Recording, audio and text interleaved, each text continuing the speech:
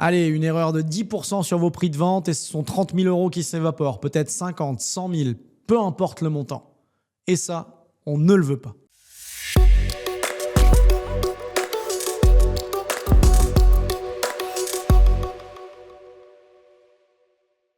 Dans la vidéo précédente, on a vu ensemble comment choisir un bon secteur avec une analyse qu'on a appelée macroéconomique. Accessibilité, population, bassin d'emploi, démographie, infrastructure, éléments en lien avec l'économie, en lien avec les revenus, en lien avec les différents quartiers. On va passer à autre chose. Je suis Benjamin du Cercle MDB, associé en charge du produit et également marchand de biens à titre personnel. Nos 165 membres actifs, à l'heure où je vous parle aujourd'hui, ils valident leur prix et leur prix de revente notamment avec une méthode précise. Méthode par des comparables de ce qui s'est vendu, une validation collective lorsqu'on réfléchit avec les agents locaux et puis en intégrant tous ces paramètres avec différents éléments de surcote-décote qu'on va vous présenter dans cette vidéo. Le résultat, c'est quoi ? Une fiabilité bien plus grande sur les prix de sortie, voire une maximisation des prix de sortie dans certaines opérations qui nous permettent généralement d'avoir sur les opérations des marges plus confortables que les standards du métier et de la profession. Parce que secteur validé, encore une fois, ne veut pas dire que les prix sont validés et sont complètement maîtrisés. Et ça, c'est vraiment important de le comprendre. Aujourd'hui, du coup, dans cette vidéo, vous allez apprendre à valider, à confirmer, à déterminer vos prix de revente avec une plus grande certitude. Encore une fois, une plus grande certitude. On n'est pas des vendeurs de rêves et on ne saura pas exactement quel sera le prix. Ça, c'est le marché qui le déterminera. Néanmoins, vous avez beaucoup moins de chances de vous planter lorsque vous avez une véritable méthodologie pour analyser les prix réels de vente en quelques minutes avec ces différentes méthodes d'analyse. Fini les estimations au doigt mouillé, fini les standards ou les moyennes de se loger ou de meilleurs agents. Vous allez voir comment on rentre dans le dur et dans le précis. Le plan de cette vidéo, c'est 3 choses concrètes. La première, comment utiliser les comparables de vente déjà passées en regardant les différents types de biens, les différentes surfaces, les périodes et si on peut, pourquoi pas, l'état également des biens. L'étape numéro 2, ça va être de regarder les comparables en vente actuellement. Bien évidemment, qu'est-ce qui se vend, quelle est la concurrence sur le marché et comment intégrer cette concurrence et donc cette tendance de marché par rapport aux biens réellement vendus. Et puis enfin, quels sont les autres éléments qui permettent de consolider par des méthodes de surcote, décote en fonction de certains éléments très particuliers, certains types de projets qui vont être estimés par des méthodes de rendement, et d'autres qui peuvent être estimés aussi par des experts locaux, agents immobiliers ou experts immobiliers réels, ou des marchands de biens peut-être de votre réseau qui pourraient avoir fait des opérations sur le secteur et pourraient confirmer, conforter vos avis ou vos indications. Parce qu'un prix validé, je vous le redis, c'est la base d'une opération réussie avec une grande certitude. C'est parti, on va dans la vidéo. À l'heure actuelle, on n'a pas encore dit ce secteur j'en veux ou j'en veux pas. À l'heure actuelle, on a simplement dit voilà ce secteur, il fonctionne comme ça, potentiellement qu'il y a tel élément qui sont des points positifs, tel élément qui sont des points négatifs. Des acquéreurs potentiels, il y en a et ils seraient comme ceci, comme cela, comme cela. Et la typologie de biens que je connais sur ce secteur, ça va être celle-là. Vous avez déterminé que ça. Ensuite, on va passer à l'étude de prix, c'est ce qu'on va faire maintenant. Pourquoi ? Pour connaître à combien je dois acheter et savoir et connaître à combien je vais revendre.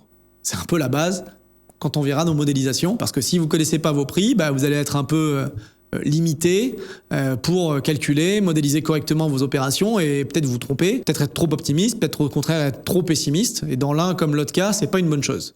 Trop optimiste, attention parce que vous prévoyez de vendre très cher et ça se vendra pas, peut-être qu'il n'y aura pas de marge.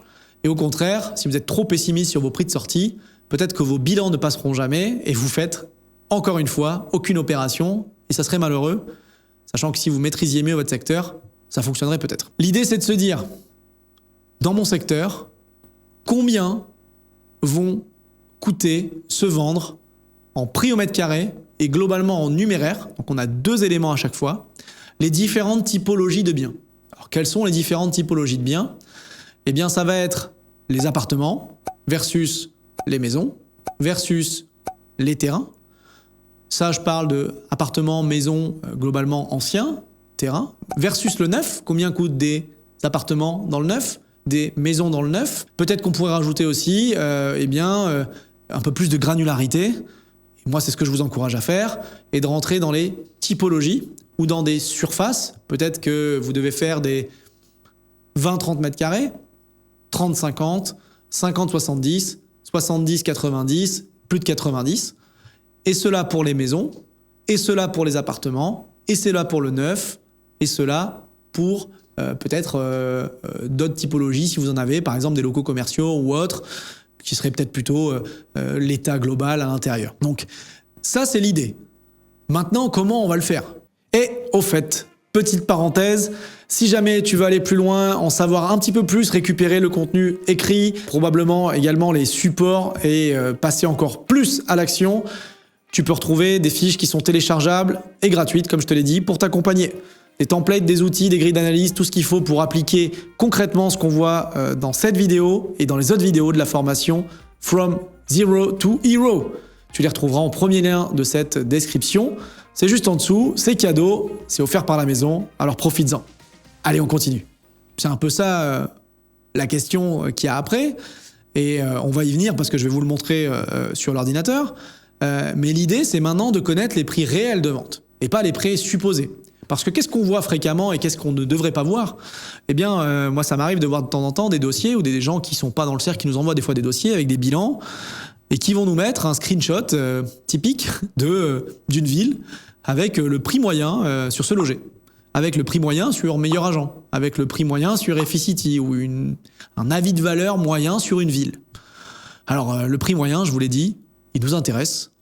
Mais nous, ce qu'on veut aussi savoir, c'est quel est l'écart type, quel est l'état de ce bien, quelle est la surface de ce bien, parce que vous allez voir, d'une ville à l'autre, d'un secteur à l'autre, un appartement d'une petite surface versus une grande surface, une maison versus un appartement, ça n'a pas du tout les mêmes prix. Et là, on n'a pris que un écart en termes de surface et de taille. Mais si on prend un critère d'état du logement, c'est un deuxième critère qui vient également pondérer à la hausse ou à la baisse votre bien immobilier. Concrètement, ça veut dire quoi et qu'est-ce qu'on retrouve généralement? Si on imagine une évolution des prix, allez, je dirais du plus bas au plus haut, qu'est-ce qui va être au plus haut? Eh bien, ça va être le bien neuf, en parfait état, super bien exposé, construction récente avec toutes les prestations haut de gamme, peut-être un extérieur, un balcon, une terrasse, etc., etc. Donc ça, c'est les prix les plus hauts. Et généralement, peut-être sur des petites surfaces, si on prend une généralité, c'est pas toujours vrai, mais on va prendre globalement un cas concret, un cas imagé, mais le plus réel possible, on va être à des prix les plus hauts possibles. Et qu'est-ce qui va être à un prix très bas?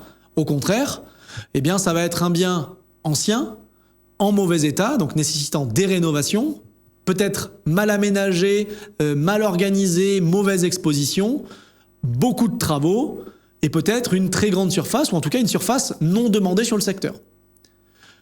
Entre ces deux prix, le prix le plus bas, le prix le plus haut, vous avez tout un panel de niveaux de prix, et si on prend la moyenne de tout ça, oui, on aurait un prix entre les deux, mais vous pourriez vendre beaucoup plus cher certains produits et beaucoup moins cher d'autres produits. Et donc l'idée, c'est de venir dans plus de granulométrie, de rentrer plus dans le détail des différents biens, de comprendre combien ils se vendent, au prix au mètre carré, aussi avoir un ordre d'idée de prix en numéraire. Alors qu'est-ce que je veux dire par prix au mètre carré? Si je vous dis que dans un secteur, globalement, les 20-30 mètres carrés se vendent aux alentours des 3 000 € du mètre, ça veut dire que globalement, eh bien, les studios T1, peut-être les petits T2, vont être à moins de 100 000 €. Et donc du coup, vous avez un principe qui est probablement de 100 000 ou un peu moins. Et de le mettre dans votre tête, parce que psychologiquement, les gens ils vont se dire peut-être que si j'ai ce budget-là, je vais pouvoir aller trouver cette typologie-là. Que ce soit un 20 ou un 30 mètres carrés, en tout cas, je veux un appartement avec un budget de 100 000. Peut-être que les 45-50 mètres carrés se vendent plutôt dans les 250-300 000. Et ça vous donnera des indications également. On en avait parlé dans la création d'opérations. Généralement, en fait, on a plus les surfaces sont grandes, plus les prix au mètre carré diminuent. Donc, Vous avez peut-être intérêt à être des fois sur de la division pour augmenter votre prix métrique lot par lot. Vous aurez peut-être aussi intérêt, quand on parle en budget, en numéraire global, je vous ai dit un 30 mètres carrés, 100 000 euros, mais est-ce que vous voulez avoir un studio pour 100 000 ou est-ce que vous voulez avoir un T2 pour 100 000? Et si vous pouvez créer une chambre, vous devenez le moins cher des T2 versus le plus cher des studios ou des T1. C'est des réflexions qu'il va falloir avoir et cette étude de prix et cette grille de prix, je vous montrerai un peu comment on le fait parce que vous allez avoir un screenshot d'une étude de prix sur une ville par exemple.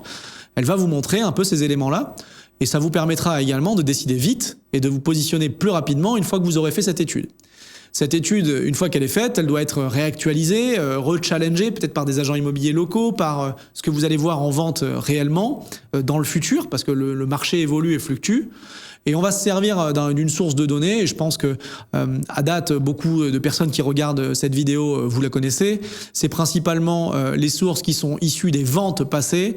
Je parle bien sûr plutôt de DVF, le site des ventes réalisées sur lesquelles vous allez pouvoir exporter, traiter des données. Alors nous, en interne, dans le cercle, on a un outil qui nous permet de trier les données, d'exporter des DVF et de les calibrer, catégoriser, de voir un petit peu la répartition des niveaux de prix. Enfin, on a pas mal d'éléments là-dessus et c'est un logiciel interne qu'on a développé. Je ne peux pas vous le partager à date, mais si vous venez chez nous, vous l'aurez. Et sinon, ça va être de travailler avec des Excel ou Pages ou peu importe les logiciels que vous utilisez pour traiter les données issus de ces fichiers-là et pouvoir analyser les données.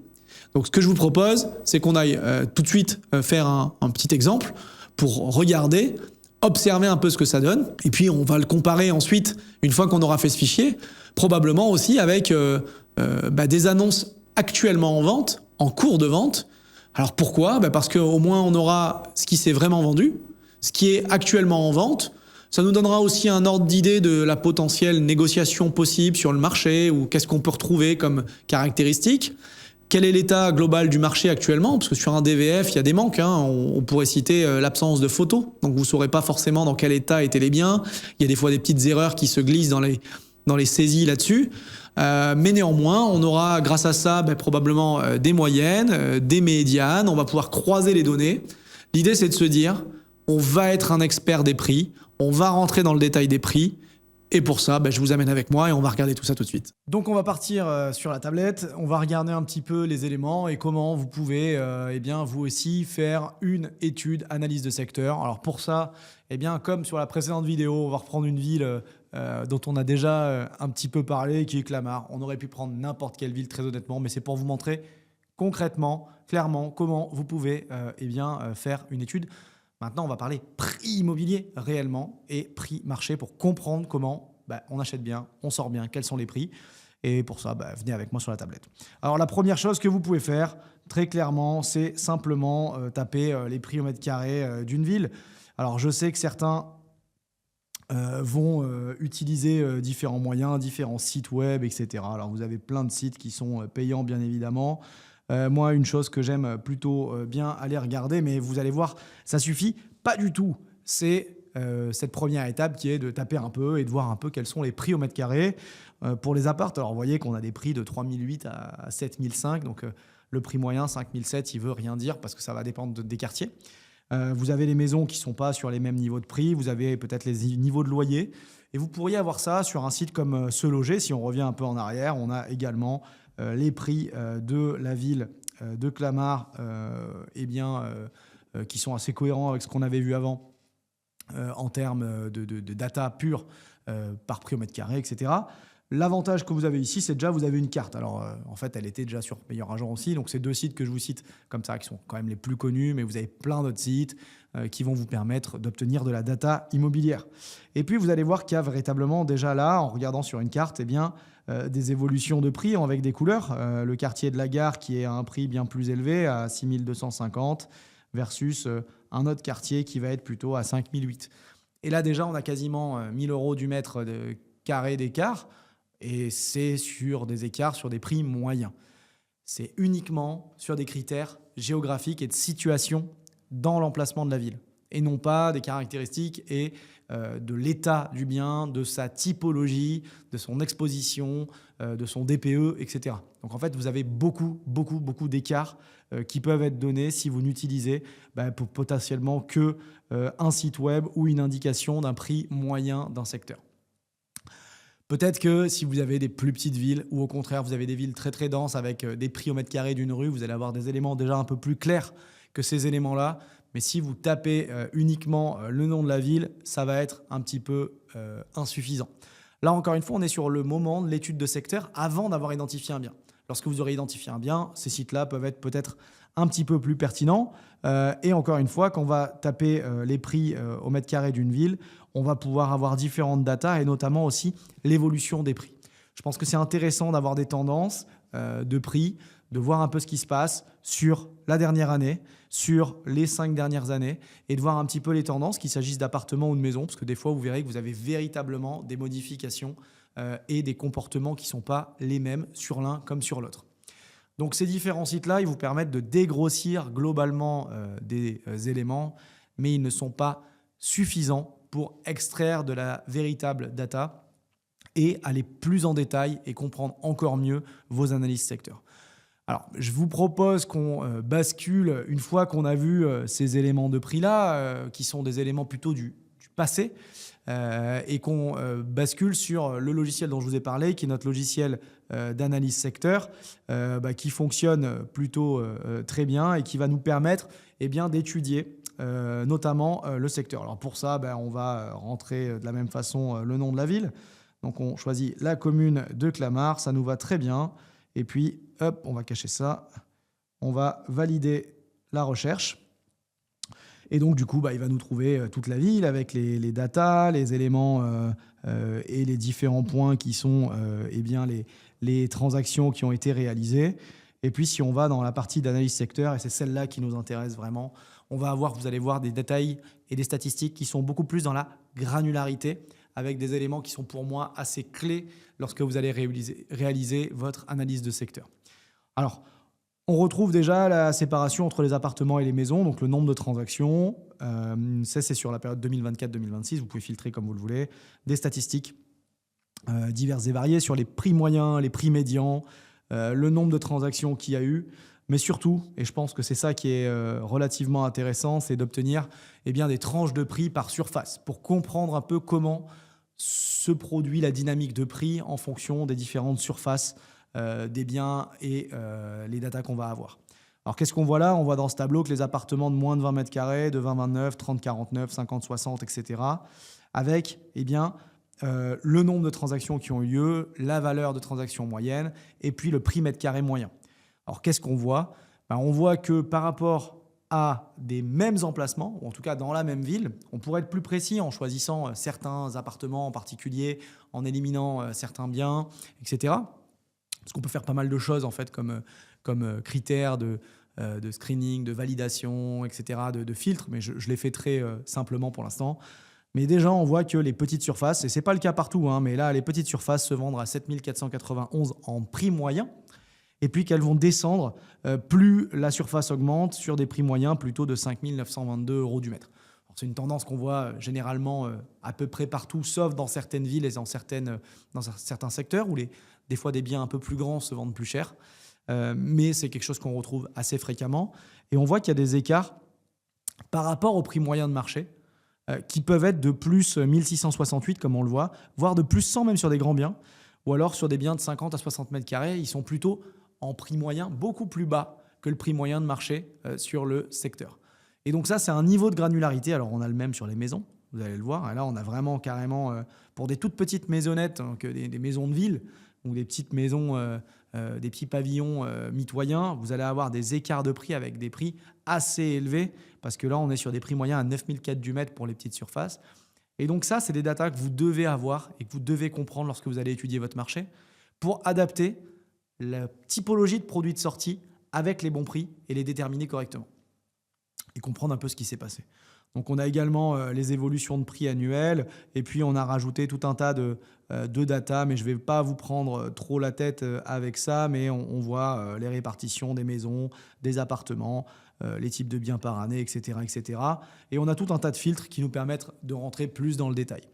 L'idée de cette vidéo et de cette étude secteur, c'est de se dire maintenant, je sais ce qui se passe globalement dans le secteur. On n'en est pas encore à se dire combien je vais revendre tel ou tel appartement. On n'est pas sur une méthode de détermination de prix qui est la deuxième étape. Je vais vous la montrer quand même un petit peu rapidement, mais qui pour nous est la deuxième étape à partir des différentes méthodes d'estimation qu'on va pouvoir réaliser. Donc ça, c'est quelque chose qui est à faire sur différentes villes en plus de l'analyse plutôt économique, PLU, macro, sécurité que vous avez vu dans le précédente vidéo pour pouvoir savoir où vous êtes, où vous opérez, qu'est-ce que vous allez faire. Et puis, on l'a vu, il y a des datas très simples aussi avec des quartiers comme sur Se Loger, Meilleur Agent qui vont vous permettre de consolider de la data, valider de la data. Les points faibles que je pourrais trouver à ces outils-là, c'est qu'ils sont vraiment ville par ville et dans certaines villes plus rurales où on a moins de transactions, moins de data, c'est plus difficile. Nous, on agrège directement et on peut mettre plusieurs communes dans les outils qu'on a développés. Et ça permet en fait de gagner un petit peu de temps. Je vous propose de continuer de regarder un petit peu la méthode globalement pour la construction de prix, parce que je vous en ai parlé dans cette vidéo. Et donc, on va aller sur les mêmes datas, mais maintenant dans notre onglet de construction de prix. Et puis là, on va pouvoir, et ça, on est quasiment dans une phase de modélisation, même si on spoil un peu la suite, mais ça vous permettra de comprendre un peu la méthode pour réaliser des estimations de biens pour la sortie, combien voudrait valoir ou pourrait valoir tel ou tel bien. Donc là, on a différentes étapes. Et ces étapes sont assez classiques et probablement que si vous êtes déjà marchand de biens ou vous avez déjà vu ces types d'estimations, vous allez pouvoir comprendre un peu où on se positionne. On a des comparables de biens vendus, on a des comparables de en vente. Donc les biens vendus, c'est ce qui s'est vraiment fait. Le en vente, c'est l'actuel sur le marché. Sachant que l'actuel sur le marché, il est peut-être avant négociation, il est peut-être dans une phase de marché qui est plutôt en hausse, en baisse ou en stagnation. Et donc, du coup, il donne des éléments qui sont un petit peu différents, généralement, de ce qu'on va retrouver sur les biens qui ont été réellement vendus. Et puis, on a des méthodes d'aide à la détermination du prix.